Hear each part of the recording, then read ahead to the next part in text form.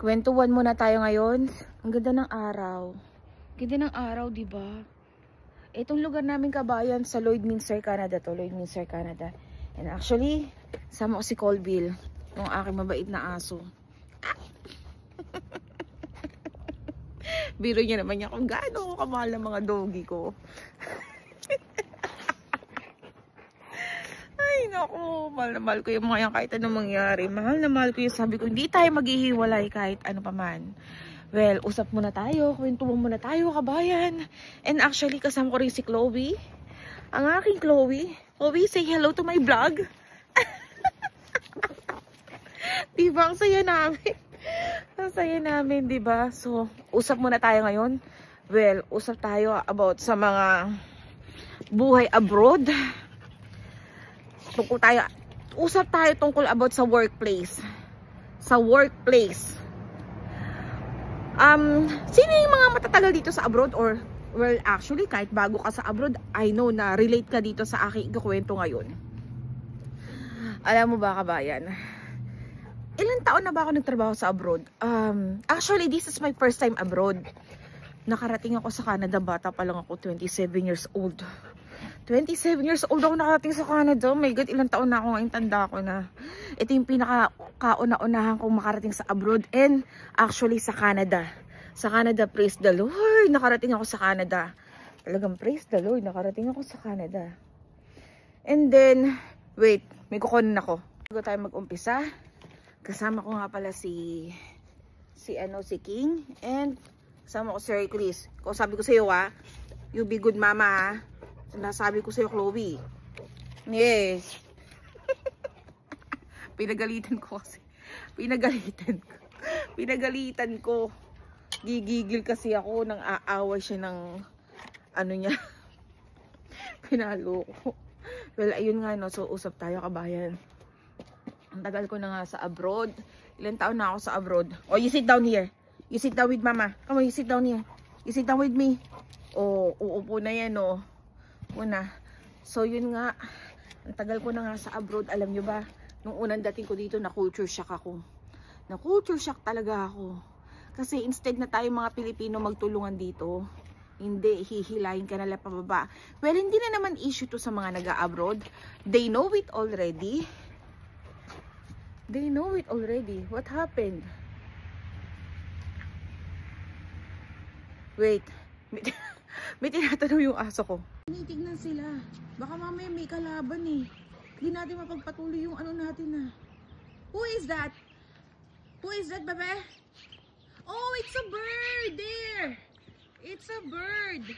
There's a bird. They're looking on it. It's a bird. It's a bird, King. King, it's a bird. It's a bird. Oh, no more. Fly already. King, no more. Diba? Ganda ng lugar namin, ano? Ganda ng lugar, parang nasa probinsya ka lang, no? Ito yung nagpapaganda dyan, Pero ito, nakikita niyo yung puno na yan. Ay, naku, pagdating ng summer, ang ganda niyan. Habong na habong. Habong na habong talaga. Diba? Ganda, no? Hindi na naman talaga uso yung mga Pilipino na mga epal sa ibang bansa. Uso na talaga yan, masanay ka na. At kung first time, ano ka pa lang kung first time abroad ka pa lang, masanay ka na. Sanay ka na, daming apple dito. Lalo na dito sa lugar namin, daming apple. Ang ganda tingnan. Kita niyo yan, may mga birds. Ayun ang mga birds, oh. Mga birds.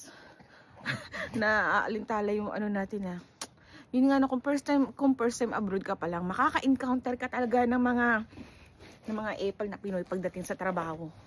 Mga apple, kala mo sino magagaling, mga tagapagmana, mga sip-sip sa boss. Usong-uso yan dito. Alam mo yung mga hindi nawawalan ng mga katwiran. Nagsasalita ng kung ano-ano pag nakatalikod ka. Uso yan dito, Diyos ko po. Kaya mahirap pag puro kasama mo mga Pilipino. Daming epal. Daming epal talaga. Minsan alam mo yung nakaka-mental, nakaka-apekto ng mental health. Diba? Imbis na tulungan ka ng kapwa mo Pilipino, dinadown ka pa nila. Pero hindi naman lahat ng Pilipino masama. Pero mostly talaga, mostly. Pero hindi ko naman nilalata o baka naman may tamaan dyan. 'di ba? Pero tandaan mo, kaya ka nandito sa abroad.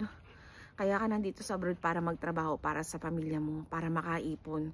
As much as possible, kung umiwas ka na, kung iiwas ka, ikaw na umintindi. Kasi yung mga ganyang mga tao, yung mga Pilipino, mga utak talangka, utak crab mentality. Sila yung mga hindi umaasenso. Sila yung mga makikitid utak.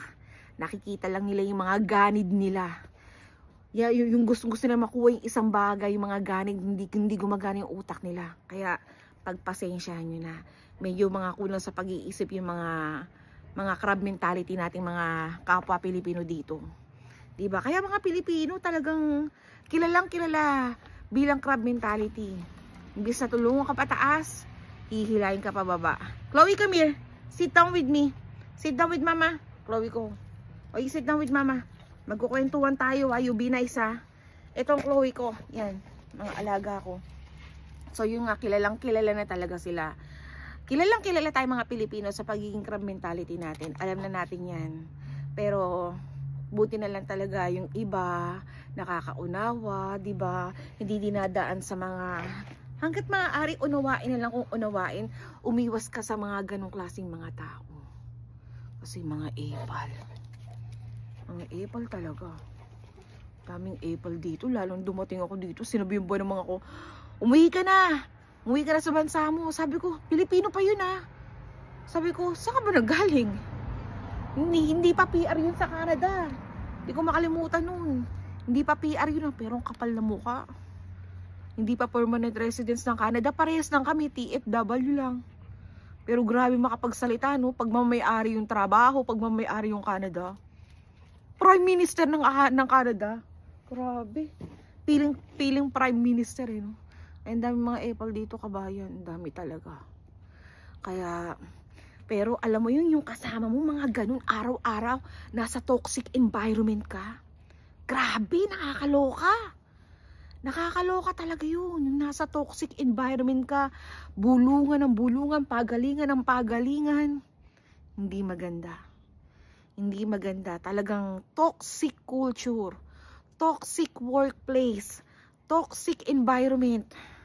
Diba? Sino relate dyan? Naku talaga. Kaya, tandaan mo, kung ikaw ay nag-abroad, ang goal mo, it's kumita ng pera, focus na kumita ng pera. As much as possible, avoid ka sa mga ganyan tao. Kasi ako dito, hindi ako friendly. Siguro, ang tunay ko dito mga kaibigan, mga 2 o 3 lang. Tapos, alam mo lang yung mga, hello, hi, ganun lang. Ganun lang. Hindi yung makikipag ka sa kanila, attend party, tapos feeling close. Naku! Hindi na. Tapos, pag talikod mo, pag uwi ng bahay, Diyos ko, chuchu tungkol sa'yo. Hindi na. So, ingat-ingat kayo as much as possible. Okay lang yung konti ang friends mo, pero mga quality friends naman. 'Di ba? Mga quality friends. Kaya, tandaan mo, nandito ka sa abroad para kumita ng pera. Kumita ng pera, yan ang goal mo, kumita ng pera, hindi makipag-away. 'Di ba? Pero tao lang naman tayo, nasasaktan. Sumasagot minsan, 'di ba?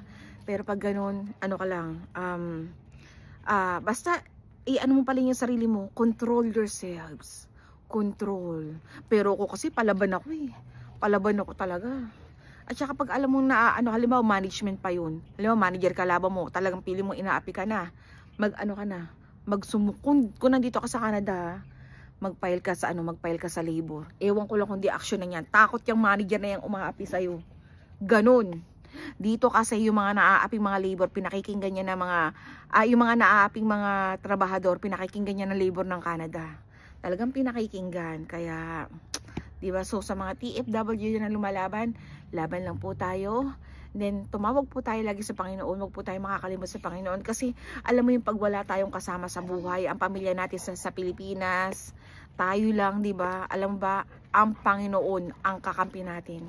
Walang iba kundi ang Panginoon. Talaga, diba? Amen, amen. At pasalamat pa rin tayo sa Panginoon dahil nakarating tayo dito sa abroad. Praise the Lord, nakarating ako sa Canada. Hey, Chloe, come here. Hey, come here. Dahil nakarating tayo sa Canada. Dahil nakarating tayo sa abroad, kung nasan ka man, Dubai, America, US, diba? Praise the Lord, I'm here. May pera ako, sumasahod. Salamat po, Panginoon. 'Diba? Yun lang kabayan. And baka naman kabayan, baka naman pwede nyo support tong bago kong page na Michelle Milante. Kasi yung page ko na 2 monetize na, hinak ng hacker. Grabe no, grabe inggit sa akin. Grabing inggit talaga sa akin. Kaya ito, nagsisimula na naman tayo. Ang hirap magsimula kasi wala akong ganong viewers. Kasi kunti lang yung followers ko. Kaya sana po, supportahan nyo po ako muli kabayan. No? Tandaan nyo, si Michelle ang tagapagsalita nyo sa mga naaaping mga TFW. Huwag ka mag-ala. Comment down below. Message me. And bibigyan natin ng sagot yan. 'Di ba? Ulit ni Michelle. Eh, no? O, sige, kabayan. Bye-bye. Please pa-support po Michelle Milante po. And meron po akong isa pang page na Michelle TV. And meron din po akong YouTube channel na Mich Milante Vlog. So sana po supportahan nyo po ako dun. Sana naman maka 1,000 followers na. Hindi ako kasi gano'n nag-update sa YouTube eh. Sana maka 1,000 followers na ako. Doon ako kumita ako. Di ba King? Para kumita na tayo sa YouTube. May pambili na tayong pagkain mo. Di ba? Sige kabayan. Salamat po muli. Yung aso ko, oh, ka-sweet niyan. Hey, King, yun ang King ko, napakabait niya. Sobrang bait niya, no, King? Oh, nakahiga na, oh. Diba? Sige, kabayan, bye-bye.